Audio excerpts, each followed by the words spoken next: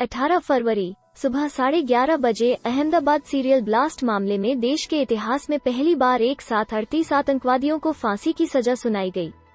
इन 38 में से 8 आतंकवादी उत्तर प्रदेश के थे। इसे लेकर चुनाव से वक्त अब की सियासत भी गर्मा गई है। 20 फरवरी को अब भाजपा के चुनाव सह प्रभारी अनुराग ठाकुर ने अखिलेश यादव को आतंकवादी के पिता का भाईजान बता दिया। उन्होंने कहा, कारण क्या है? आतंकी का अब्बूजान, समाजवादियों का भाईजान, इसलिए बंद है जुबान। 18 फरवरी को सीएम योगी ने भी अपने भाषण में एक आतंकवादी के परिवार से सपा का कनेक्शन बताया था।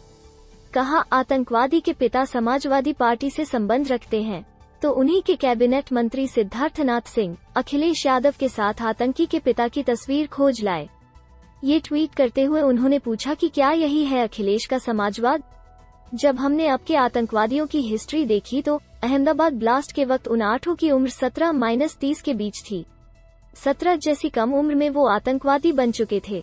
यहाँ एक बड़ा सवाल ये है कि हमारे बीच में, हमारे आस पड़ोस में पले बड़े युवा इतनी छोटी उम्र में कैसे आतंकवादी बन जाते हैं। हमने इस पर रिसर्च की, उसके बारे में आगे बात करेंगे। उससे पहले भारत में आतंकवाद के आंकड़े और उसके पीछे का मकसद समझ लेते हैं। 2022 में आतंकी घटनाओं में भारत टॉप 10 में। अमेरिकी विदेश विभाग की टेररिज्म पर आई एक रिपोर्ट के हिसाब से भारत में साल 2019 में 655 आतंकी हमले दर्ज किए गए। वहीं साल 2020 में 679 हमले हुए। 2020 में सबसे ज्यादा आतंकी घटनाओं के मामले में भारत टॉप 10 में था। रिपोर्ट में ये भी बताया गया कि भारत में लश्कर-ए-तैयबा, जैश-ए-मोहम्मद, हिजबुल मुजाहिद्दीन, आईसिस, अल-कायदा और जमात-उल-मुजाहिद्दीन जैसे प्रमुख आतंकवादी संगठन बहुत सक्रिय हैं। आतंकवादी बनाने के लिए माइनॉरिटी के युवाओं को करते टारगेट। 2 देशों के उदाहरण से इसे समझिए। एक देश बड़ा और ताकतवर है, वहीं दूसरा देश छोटा और कमजोर है। बड़े देश की इकोनॉमी बहुत अच्छी है तो वो आगे बढ़ता जा रहा है, पर जो छोटा और कमजोर देश है वो धीरे धीरे बर्बाद होता जा रहा है। अब अगर छोटा देश बड़े देश की सफलता में रोड़ा बनना चाहता है तो क्या करेगा? सीधे लड़ाई करने पर वो बड़ा देश उसको आसानी से हरा देगा।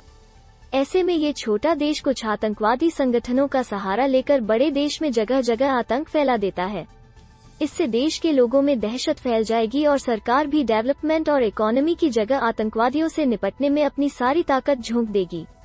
इससे बड़े देशों को आगे बढ़ने से रोका जाता है। साथ ही अगर उसी देश के माइनॉरिटी समुदाय का इस्तेमाल करा जाए तो देश के लोग आपस में ही लड़ने लग जाएंगे। इससे ताकतवर देश कमजोर देश पर सीधा आरोप भी नहीं लगा पाएगा, क्योंकि इसमें उनके ही देश के लोग भी शामिल होंगे।